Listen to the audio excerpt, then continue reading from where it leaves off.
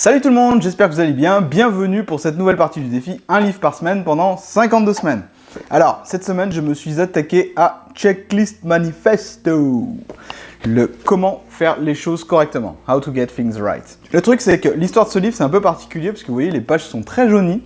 Il y a de cela très longtemps, quelques années, peut-être même plus de 10 ans, un professeur d'économie que je connais bien m'avait conseillé d'acheter ce livre et de le lire parce qu'il était vraiment super intéressant. Je ne sais pas si ça vous est déjà arrivé, mais je l'ai acheté, j'ai lu 2 pages et je l'ai posé quelque part sur une étagère. Je ne l'ai jamais retouché jusqu'à cette semaine. Et je dois dire que j'aurais dû le lire bien avant parce qu'il est vraiment très très intéressant. Et l'idée, c'est...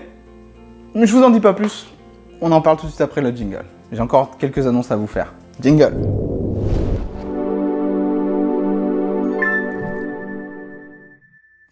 Alors tout d'abord, avant de commencer, sachez que vous pouvez voir l'ensemble des livres que j'ai chroniqués sur la playlist. J'ai tout affiché ici, quelque part sur la vidéo, autour de la vidéo, sur la fiche qui s'annonce. Je suis déjà à plus de la moitié du défi et vraiment, ça me change la vie. Je vais faire une vidéo spécialement sur le sujet, un peu de mi-parcours, même un petit peu plus de mi-parcours, parce que en fait, quand vous lisez un livre comme ça, vous enchaînez sur le suivant. Je ne sais pas si vous avez déjà tenté l'expérience, je ne sais pas si pour cet été, vous avez peut-être décidé de lire un livre qui vous tenait à cœur, ou comme moi, un livre qui traînait sur les étagères depuis tellement longtemps que les pages ont jauni. Moi, je vous recommande vraiment de vous lancer ce défi, surtout en plus là, à l'heure où je fais cette vidéo, c'est l'été, donc c'est peut-être le bon moment.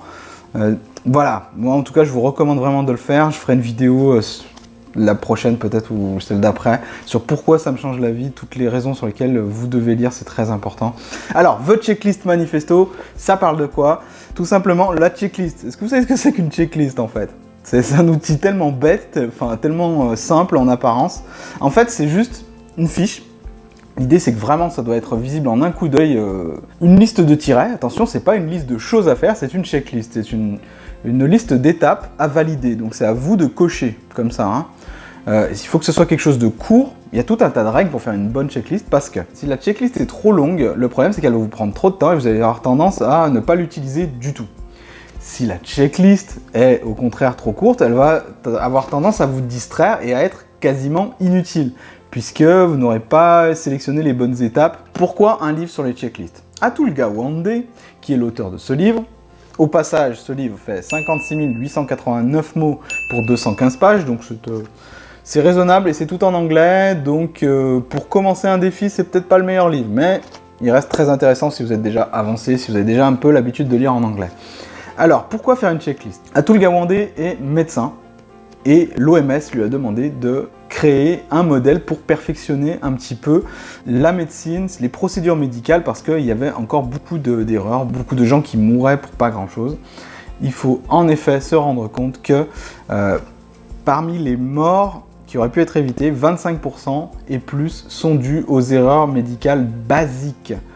Et jusqu'à présent, les autres médecins qui étaient chargés de travailler sur le perfectionnement de la médecine ont opté pour une approche robotique, c'est-à-dire faire des outils qui permettent de faire moins d'erreurs, des outils électroniques, des outils numériques, bref, la robotisation. Le problème, c'est que ça coûte super cher et que du coup, il y a moins de moyens pour embaucher, il y a moins de médecins disponibles, du coup, ils font plus d'heures, etc. Dans The Checklist Manifesto, Atul Gawande s'est rendu compte qu'il y avait un outil qui était tout simple, mais limite qui faisait rire, quoi, mais qui s'est révélé particulièrement efficace, c'est une checklist. Une checklist, c'est-à-dire des étapes tellement basiques à cocher que, du coup, elle balayait toutes les choses qu'on a tendance à oublier naturellement, parce que le monde est devenu de plus en plus complexe. Alors évidemment, en médecine, c'est particulièrement le cas, mais c'est également le cas dans tout ce qui est aviation, dans tous les métiers en fait. Atul Gawande dit clairement que tous les métiers pourraient adopter des checklists pour éviter les erreurs bêtes qui sont commises, pour mieux travailler en équipe, parce que un des points de la checklist qu'il a proposé à l'OMS et qui a été adopté d'ailleurs par pas mal de pays en tant que test, un des points a été avant l'opération, de se présenter à tout le monde. Tout simplement à dire, voilà, je m'appelle Atul Gawande, je serai le chirurgien-chef de cette opération. Moi, je suis infirmière. Moi, je suis anesthésiste. Moi, je suis assistant anesthésiste. Je vais m'occuper de ça. Rien que le fait de se présenter comme ça a minimisé considérablement les risques d'incompréhension et de communication en plein milieu de l'opération. Donc vous voyez, c'est des petits points qui ont l'air tellement bêtes et simples qu'on a tendance à les balayer d'un revers de main et ne même plus y faire attention. C'est les bases. Il explique un exemple qui est particulièrement frappant, enfin moi qui m'a vraiment marqué, c'est que un jour, ils accueillent en urgence quelqu'un, un homme, avec un trou dans le ventre. Apparemment un trou d'arme blanche, quoi. Ça saignait un petit peu, il y avait même un petit peu de bile qui sortait, enfin, c'était vraiment une blessure profonde. Le truc, c'est que tout de suite, le gars il était habillé comme... apparemment, il sortait d'une soirée déguisée. Ils l'ont accueilli aux urgences et ils comprenaient pas parce qu'ils n'arrivaient pas à le stabiliser. Et plus le temps passait, plus il s'enfonçait, malgré qu'ils aient fait tout ce qu'il fallait pour le maintenir en vie. Ils comprenaient pas parce que tous les organes lâchaient les uns après les autres. Et en fait, au moment de l'ouvrir, donc déjà bien après l'avoir reçu, ils se sont rendus compte que la blessure allait des intestins jusqu'aux poumons. Et là, ils se sont dit, mais au fait, est-ce que quelqu'un a demandé quelle arme a été utilisée? Avec quelle arme ce trou a été fait?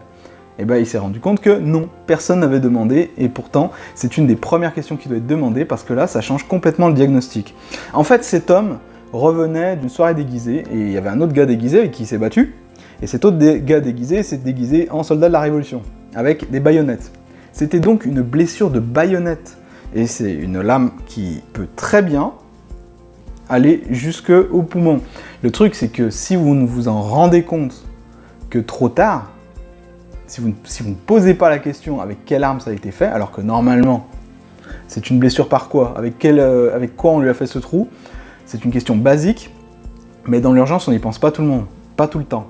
Une simple checklist, avec l'habitude de l'utiliser, vous aurait permis d'éviter cette erreur.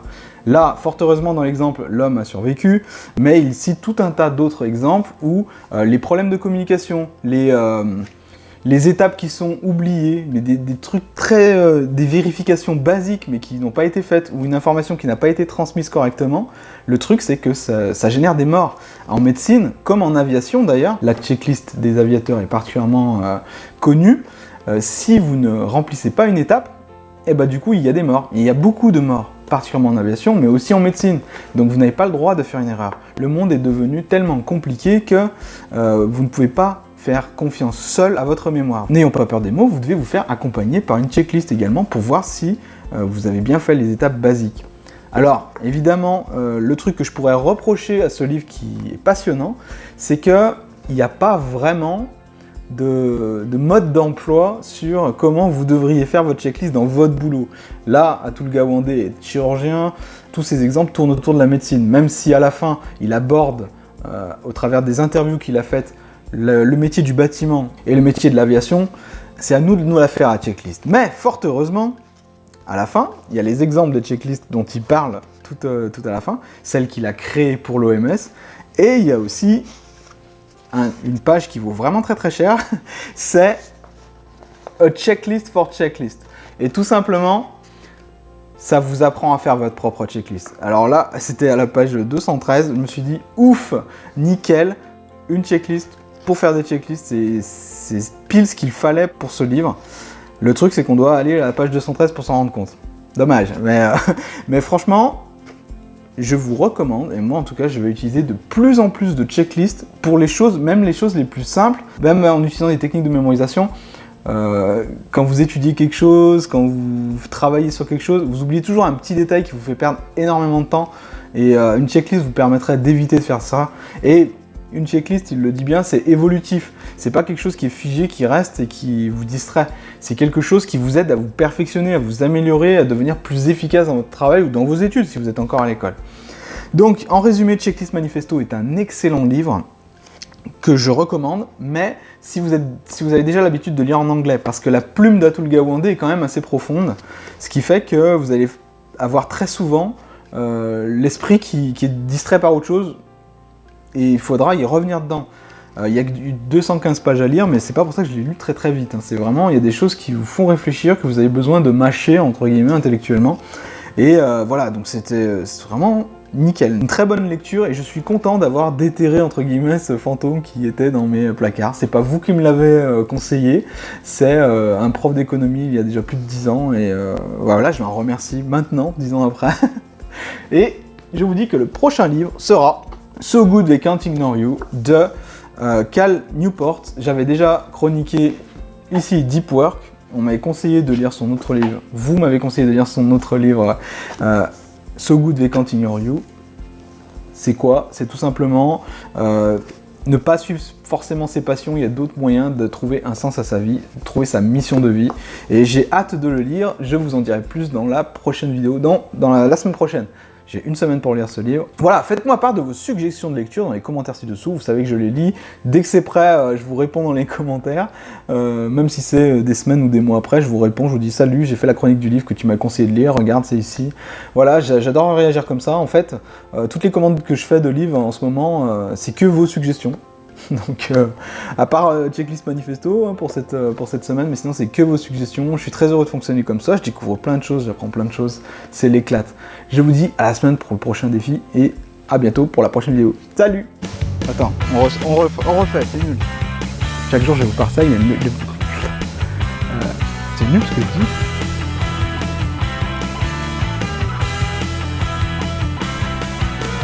Ah punaise! On va faire un bêtisier avec tout ça.